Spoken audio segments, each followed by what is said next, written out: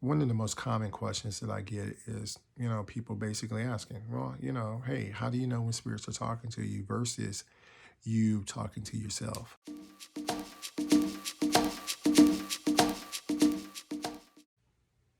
That's Boo fam. Peace and blessings. This is Derric Rakumor. And what I wanted to talk about today was how do you know when your spirits are talking to you? Okay. Now, one of the reasons why I want to go ahead and do this video is because one of the most common questions that I get is, people basically asking, well, hey, how do you know when spirits are talking to you versus you talking to yourself? And in order to really answer this question, you have to really understand the nature of spirits. Now, first of all, what are spirits? Spirits are the souls of people who once upon a time they walked the planet. When these individuals, when they physically died, their soul transcended into the spiritual realm, and there it is. Now they're spirits. Okay. The thing about spirits is that spirits do not have a physical body. Okay. Now, because of them not having a physical body, they are no longer bound by time and space.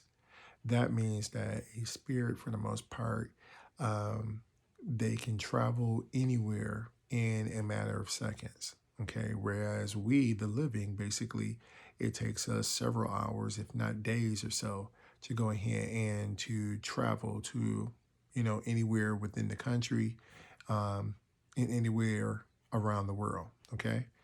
Another thing about spirits is that basically, because spirits do not have a physical body, they are able to see beyond our physical means. So, for instance,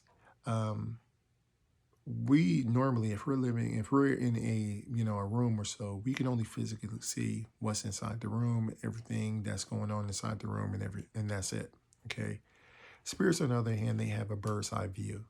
They are able to see inside the room. They're able to see outside the room. They're able to see,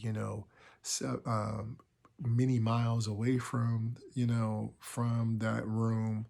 They're able to see into the future as well as able to see into the past. Okay. Again, they're not bound by time and space. All right. Now, because spirits are not bound by time and space, spirits don't have a good sense of time. Okay, obvious. This is the reason why whenever you ask, if you ask something of a spirit, if you ask for something and you don't put any guidelines on it, you're liable to go ahead and get it, um, you know, a certain kind of way that might not be what you actually wanted. Okay. And it's because of that lack of sense of time. That lack of sense of time really, it also means that they don't really, I don't want to say that they don't know right from wrong, but they don't know what is actually right and what is actually expected. Okay. So a lot of times whenever you're requesting something or you're asking anything of the spirit, you have to put a little bit of guidelines on it. Okay. You have to be a little specific in regards to what you're talking about. Okay. Now, the difference between ancestral spirits and spirit guides is that your biological ancestral spirits, their whole purpose is basically, from what I've gathered from my experience, your biological ancestral spirits, their whole purpose is to go ahead and to provide you with, um, your family practices, your family history. Okay, these are the things that basically help you to physically survive as a member within your family unit. Okay, so that's the difference. That's one of the things, or that's the main traits about your biological ancestral spirits. Spirit guides, on the other hand, they've transcended the family unit. Okay. Um, One of the, two spirits that come to mind are Malcolm X and Martin Luther King. All right. These are men, when they were alive, when they were physically alive, they accomplished some real, remarkable feats. Um, as a result, when these men, when they transition into the spiritual realm, they are no longer, they weren't just honored and respected by, people in their immediate family or their immediate circle. They were honored and respected by people way beyond, their immediate circle, way beyond their family, their community. They're honored and respected by people around the world. Okay. It's to the point now, if you were to go ahead and you were to talk to anybody from another part of another part of the world, they might be inspired by Malcolm X or Martin Luther King, by their autobiographies or what have you. Okay. So a spirit guide is basically a spirit that they assist you in your objective and your purpose in life. Okay. They help you to learn lessons and what have you in order to help you to achieve your spiritual objective, your spiritual purpose. Okay. Um, and so, like I said, using Malcolm X and Martin Luther King as a perfect example, these are men who basically have transcended beyond the biological, ancestral spiritual realm to now becoming historical spirit guides. Okay. Now, there's a whole lot of different kind of spirit guides. We don't have time to actually go ahead and speak about them. I'll talk about that on another video. But the whole idea is the way spirits communicate to you, and how do you know spirits communicate to you? It basically falls in understanding. It basically is based upon understanding the nature of spirits. Okay, so if you keep in mind that spirits, they don't have a physical body, you keep in mind that they can travel anywhere, for the most part in a matter of seconds or so. If you keep in mind that spirits, they don't have a sense of time, therefore you have to go ahead, you have to provide them with, you have to put some brakes on some of the things that you ask. You got to put a little, some guidelines on it. When you keep that in mind, and basically what that means is that spirits, they can communicate to you in a number of ways. But a lot of people, what they don't understand is that you can actually assign certain things to them so that you can create a dialogue between you and your spirits. Okay. Now, for instance, okay, one of the ways in which, if you go ahead and you keep that in mind, and let's say you assign numbers, certain spirits, they would go ahead and they would communicate to you using certain numbers. Okay. For instance, I can't tell you how many adventures I've had with my impus. Okay. My impus are basically, Anubis spirits. These were, these spirits, their sacred number is 3.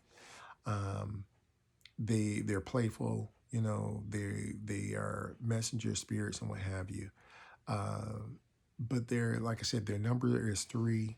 Their sacred number is 3 and multiples of it. So 3, 9, 27, 21, numbers like that. Okay.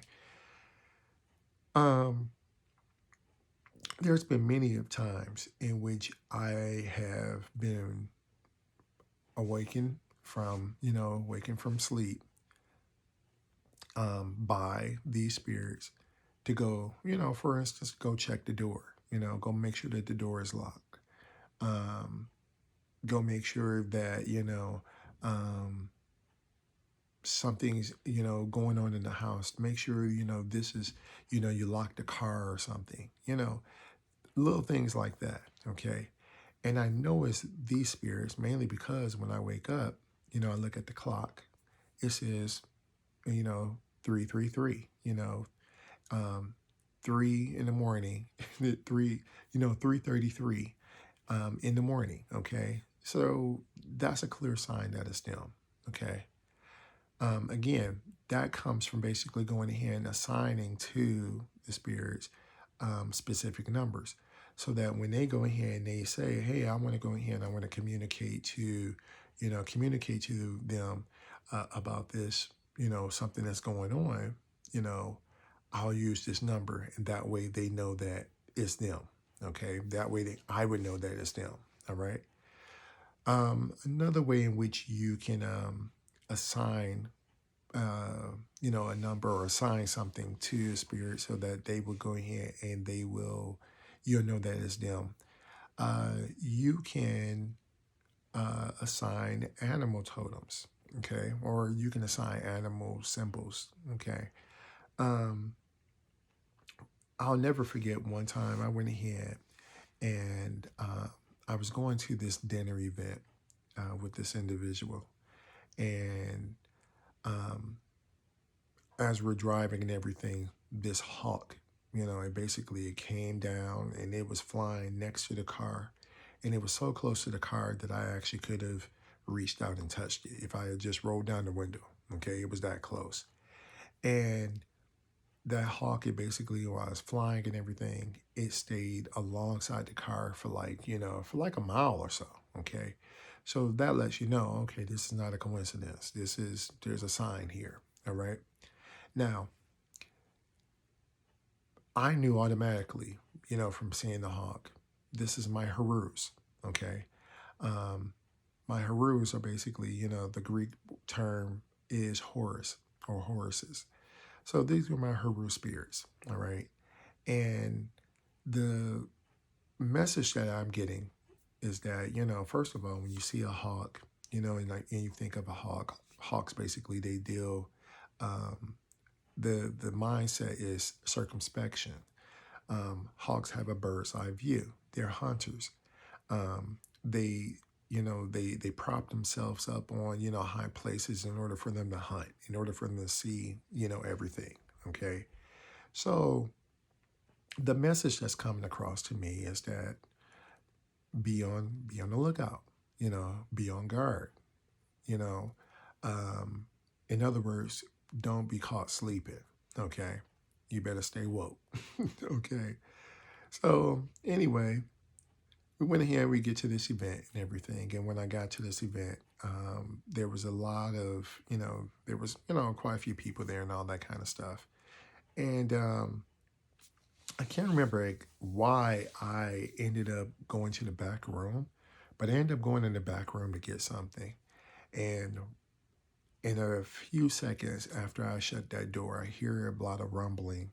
I hear a lot of, people yelling and what have you. And they were slamming and everything. And I mean, it was only like a few seconds. And when I go back out, everybody who was basically there, for the most part, they left. Okay, now I don't know what happened. I found out later on that there was a big disagreement and everything, but the fact that my Harus basically went ahead and they communicated to me, hey, watch out for this, watch out, be on your toes. Uh, that kind of let me know that was them. Okay, that was them going ahead and they're looking out for me. That was them going ahead and basically saying, keeping me out of that situation.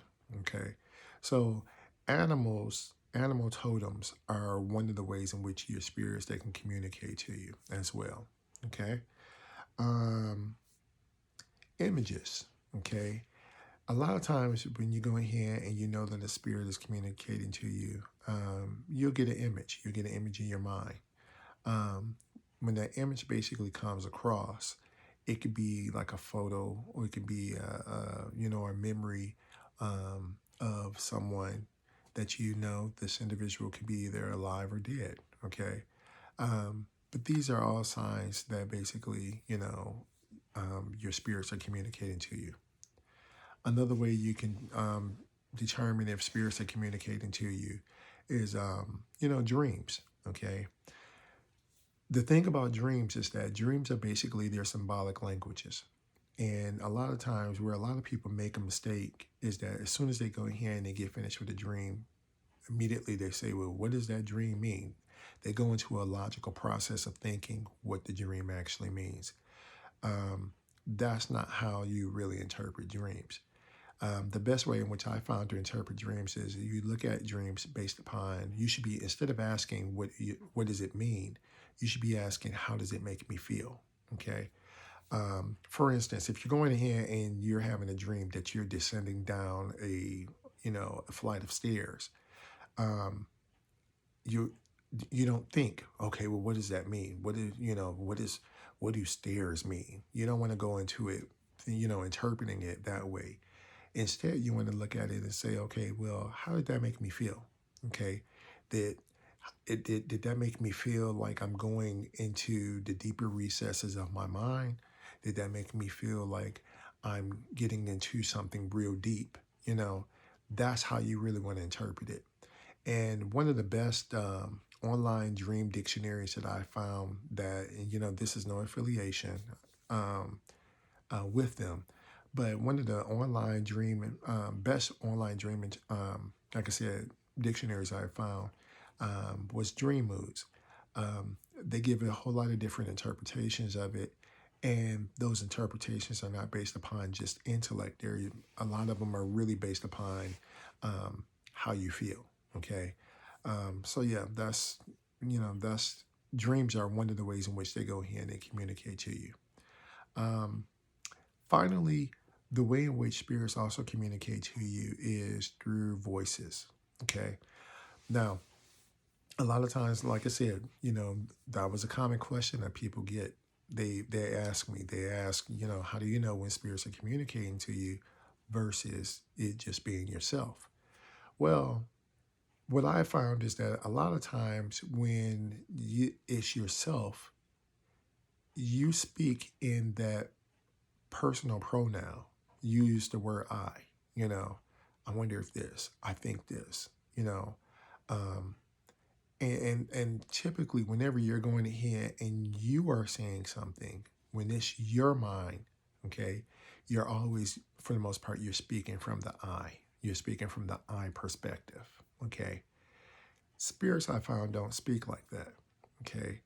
When you hear something from spirits, it's typically it's you know it's typically a short, very concise answer. Okay. Um, they'll tell you one word, and that one word, all of a sudden, it just it's like boom. That helps you. It gives you all the insight you need in regards to whatever you're dealing with. Um, they'll say one thing, or you'll get that hint. You know, and for the most part, that's what I found, that a lot of times, what you have to do is really just make yourself or help yourself um, kind of observe when you're actually talking versus when they're talking. Okay. Um, so those are the ways in which I think that, those are the ways in which I know, and I've had experiences of how spirits communicate to you.